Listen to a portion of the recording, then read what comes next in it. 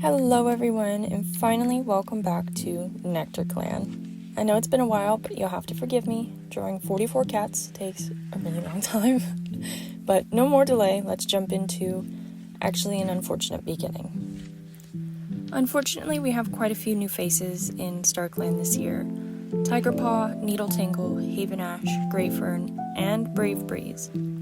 These 5 cats were actually taken by Twolegs, but in the game, instead of being missing, they all died. It is a very tragic loss for the clan to lose one of its founding members, Needle Tangle, and one of their best medicine cats, Haven Ash. Tigerpaw will be deeply missed by his loving sister, Garlic, and Brave Breeze will be missed by her mother, Flail, and her sister, Dusk Grot. But she will actually get to live in Star Clan with her other sister, since poor Amberstone also died this year.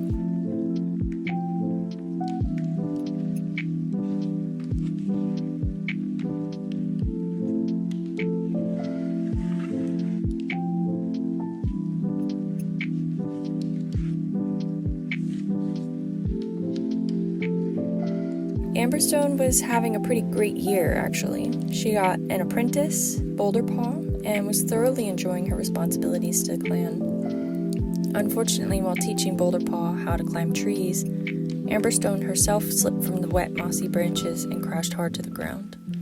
In a flash, the weak tree limb began to crack and fell on top of her. She was crushed, and poor Boulderpaw was absolutely traumatized.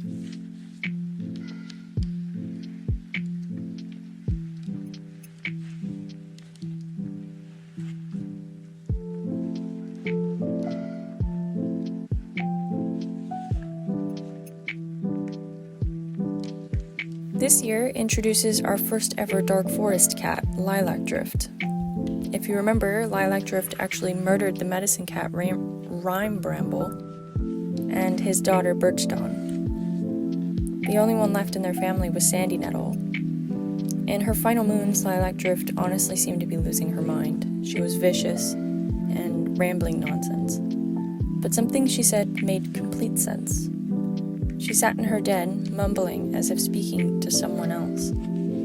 "I killed them. I did it. And I'll kill Sandy Nettle too if the opportunity arises." A low growl rumbled behind her. "If," Sandy Nettle snarled before sinking his fangs into her throat. In the aftermath of last year's devastation, Honeystar is feeling like an inadequate leader. So many lives were lost, and now again, 7 lives were lost this year. It all feels like Star Clan has completely abandoned them, and Honeystar is bitter, instead of seeking forgiveness or trying to do better. Her life is nothing like what it was supposed to be. She's still trying to make sense of everything that happened to her, and has been letting her responsibilities to her clan fall to the side. She can feel her kits distancing themselves from her, especially Blossom Shade. Blossom Shade wants nothing to do with her duties or the clan's traditions. She can tell that Honeystar is in significant amounts of pain and is just desperate for something to go according to plan. Blossom Shade isn't interested in the plan her mother has for her, though. She hopes that Honeystar, after all she's lost, will finally start to realize that enforcing such outdated traditions is what has led her to experience so much grief in the first place.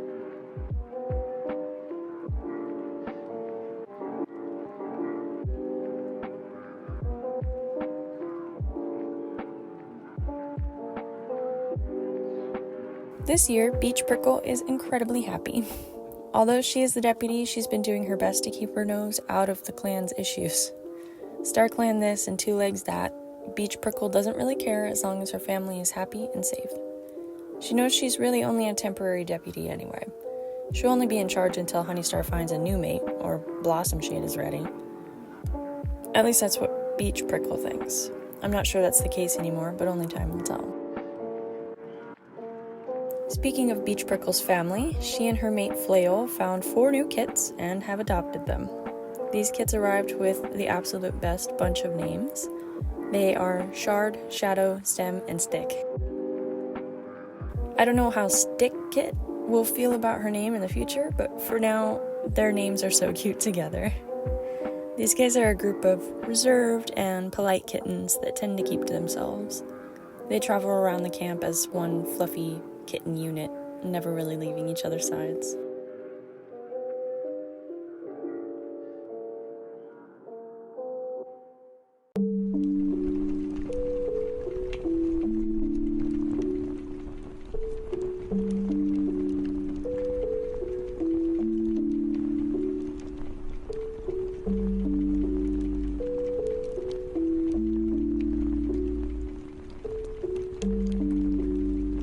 This year, Carnation Bird took over as the lead medicine cat for the clan. He is usually quiet and stoic, so nobody can see that he's deeply grieving Haven Ash's loss. She was a very good friend to him, and he'll miss the joy she could bring to the medicine cat den. Carnation Bird feels an overwhelming burden to help the clan as best as he can, and most importantly to help Ridge. Old Ridge is losing his memory and is hardly a practicing medicine cat anymore, but he refuses to officially retire. He's more often a patient than a healer at this point, and this is exhausting Carnation Bird. He felt like the only medicine cat in a giant clan. So he took matters into his own paws and went on a little bit of an adventure to find someone from his past life.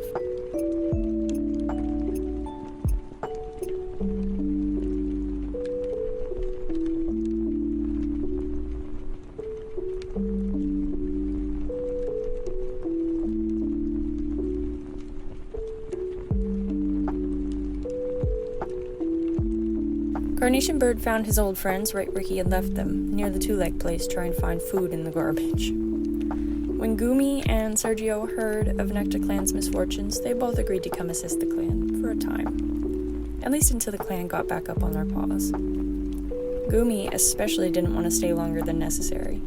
He's much more of a free spirit. Sergio brought along her litter of 3 kits, and they settled into the clan nicely. These 2 were never actually medicine cats, but Carnation Bird knew they were very clever and could help him in the clan despite their lack of training. There were some struggles at first, like Sergio getting her leg stuck in the 2-leg trap, but it's nothing the group of medicine cats couldn't handle. As the year was drawing to a close, Goomy was starting to get to know Honeystar a lot better and was finding himself falling for the leader. He had heard that there were rules against him having a mate in kits, but considering Carnation Bird had 4 kits and Sergio had 3, it didn't seem like the rules were followed very much here. So Goomy is very interested in Honeystar and is considering staying in this clan after all.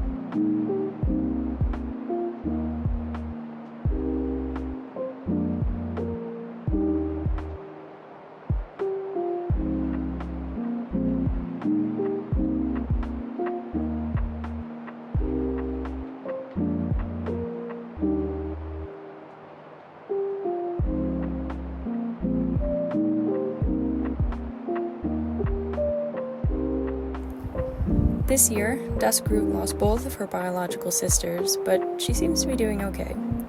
Amberstone and Brave Breeze had all but abandoned Dusk Grot to her herbalist duties, and rarely paid her much attention anyway.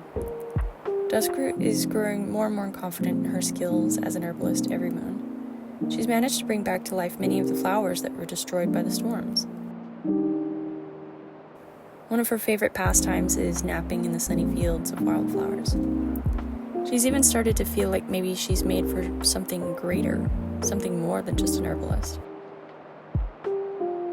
At least those were her thoughts when she had ample time to herself. She's never alone anymore. After the devastation of the flood, Shine Song appointed herself temporary herbalist so that she can help Dusk Grot. She's eager to help the Black She-Cat and actually has a huge crush on Dusk Grot. Feathernest is incredibly jealous and feels like Shine Song just jumped at the next she-cat she was attracted to. I mean, that's kind of what happened. Dusk Grot is not happy with the company because she is desperately trying to keep it a secret that the beehive has moved on. Without the bees, the forest will suffer, but Dusk Grot can't let anyone know that the hive disappeared on her watch.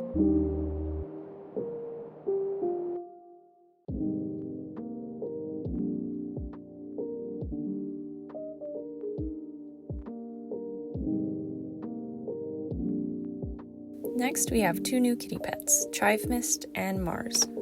These two didn't join the clan together, but they've become pretty good friends. Despite their age difference, they get along really well because Chive is just as immature as Mars. They love their new clan life and can often be seen practicing hunting each other. Rabbits and mice are a little harder to catch, but they'll get there.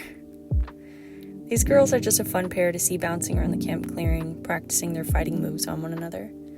Many of the clan cats grab a piece of fresh kill, then lie down to watch the Chive and Mars show in the clearing.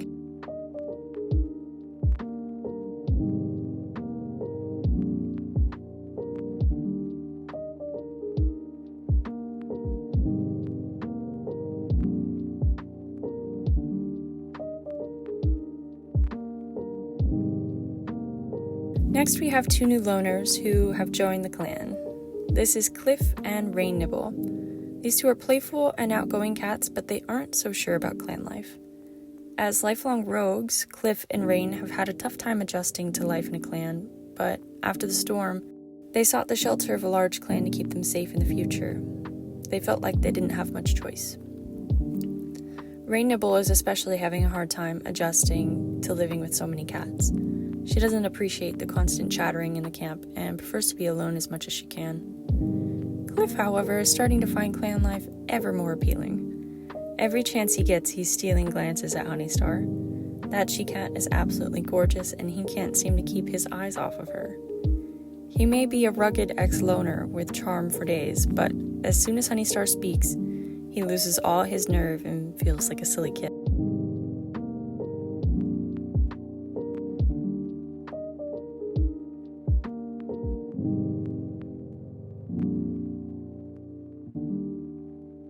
This year, Sandy Nettle has had a difficult time. He found out his family's murderer was Lilac Drift and killed her in her own den. None of the clan know the truth of what happened to her, and many believe the original murderer is still at large. Yellowfin can sense something is wrong with Sandy Nettle, though. He's pulled away from the clan and seems to be avoiding her at all costs. He won't talk to her about it, and she feels rejected. Yellowfin has become highly protective of Sandy Nettle while he's grieving his sister. She's borderline possessive and has become the sworn enemy of the kitty pet Mars, who she catches flirting with Sandy Nettle constantly. Sandy Nettle isn't so sure how he feels about Yellowfin's new dedication to him. She was his apprentice, after all, but she was never like this as an apprentice.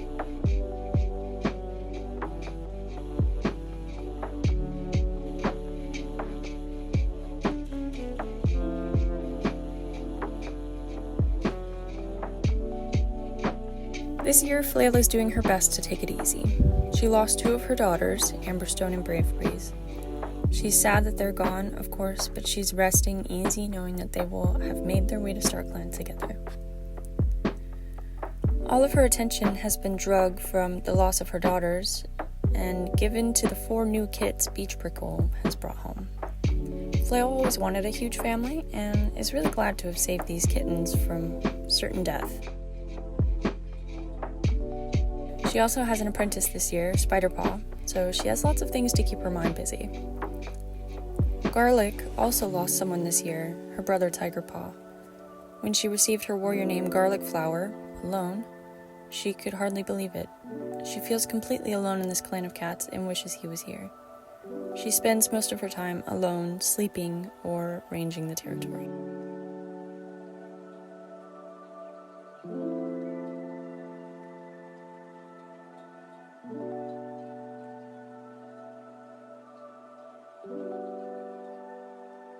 Elk Spots is now a full warrior, and she was given an apprentice quite early on.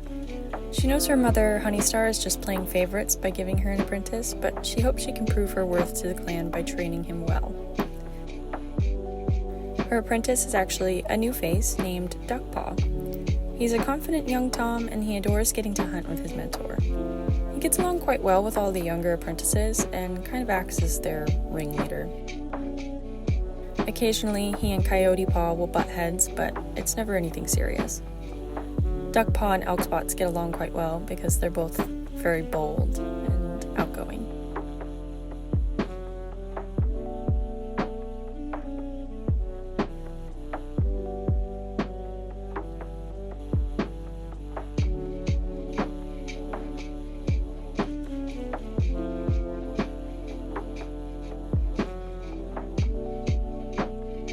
Flashpaw was given his new warrior name so that he could be a light for the clan, according to Honeystar.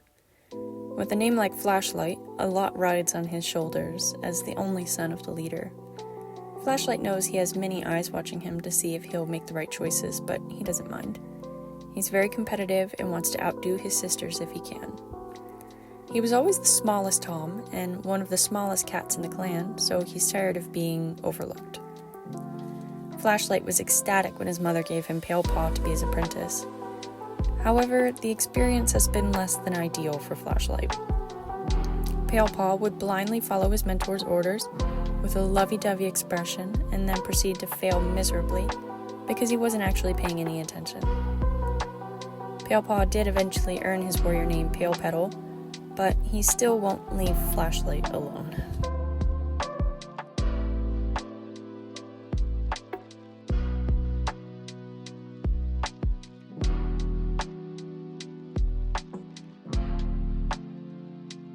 Boulder Paw, Pale Petal's sister, is struggling this year. She didn't mind her warrior duties at first and enjoyed patrolling with Amberstone. But after her mentor's accident, she's terrified to leave the camp. She was given to Thicket Chase to finish her training, but Boulder Paw shudders at the thought of leaving the camp boundary. She regrets not training to be a medicine cat like her father. Honeystar would like Boulder Paw to graduate, but she's worried that the old apprentice doesn't have enough skill to be a warrior yet. At this point, Boulder Paw's best friend is Weejoy, who is an official elder. She loves that the apprentices come to visit her because it makes her feel young herself. She doesn't mind the other elders, of course, but they can be a little bit of a bummer sometimes.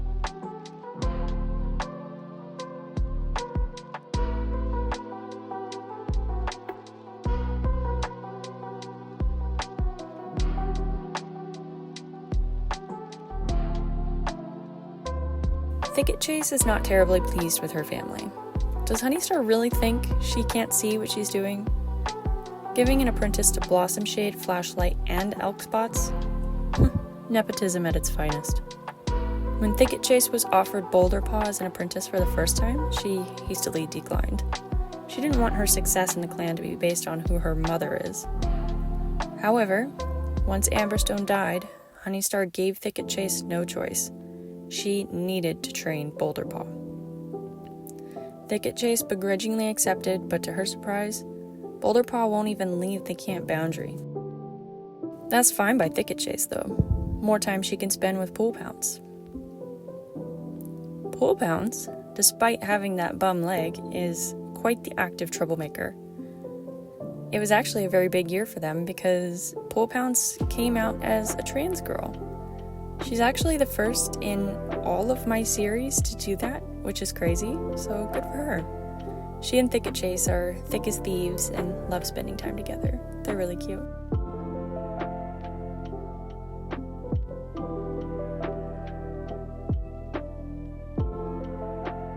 Heavy Moon has been trying desperately to earn the good graces of his clan.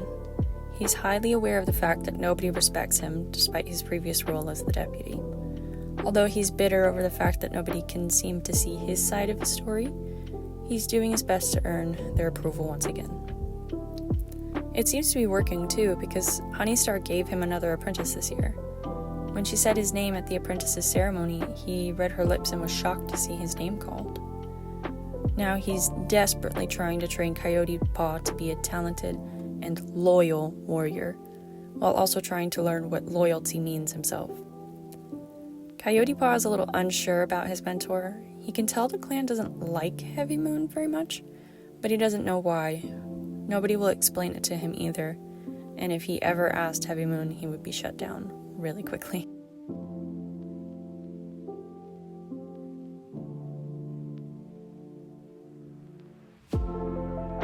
Coral Paw is Coyote Paw's brother. He's a little more reserved and quiet than Coyote Paw and tends to think before he acts. He's clever and quite strong like his mentor, Cliff. Coral Paw was actually named after the coral snake, not ocean coral, so he can have a quick tongue when he needs to. I'd love for his warrior name to be snake-related, but I think actually naming him Coral Snake would be a little on the nose. But anyway, Coralpaw has caught the attention of another apprentice named Spiderpaw. They both have big crushes on one another, and I think it would be really cute if they were like the cat equivalents of high school sweethearts. Spiderpaw is one of Sergio's daughters and has inherited her mother's silly personality. She's goofy and friendly, but also incredibly kind-hearted.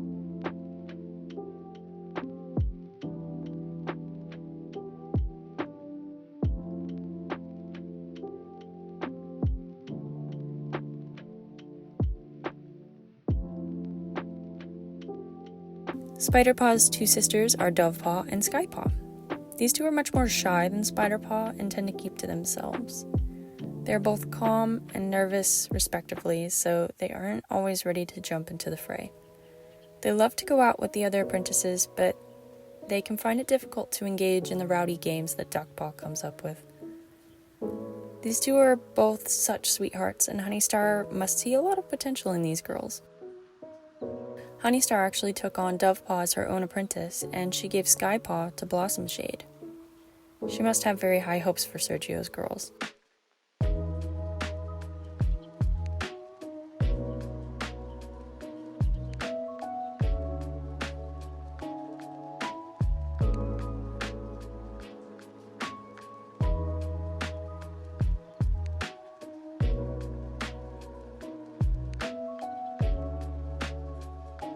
Zary Speckle and Dayror are getting so old, but somehow they are still hanging on. Dayror is one of the few original clan cats and is really starting to feel his age. He doesn't get up to much anymore and mostly enjoys bossing around the apprentices. Dayror also enjoys having the company of Zary, who retired earlier this year. Zary Speckle is a little more lonesome than she used to be. She lost Laureltail last year and has been really grieving his loss. She really loved him. She had hoped to look out for Lilac Drift, Laureltail's daughter, in his absence, but now she's gone too. Zary feels a little alone in this world.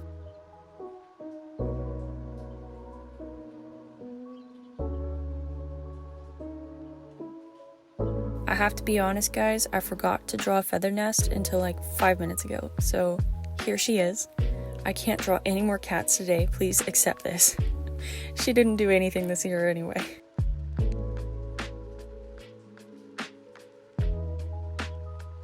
Wow guys, what a huge year.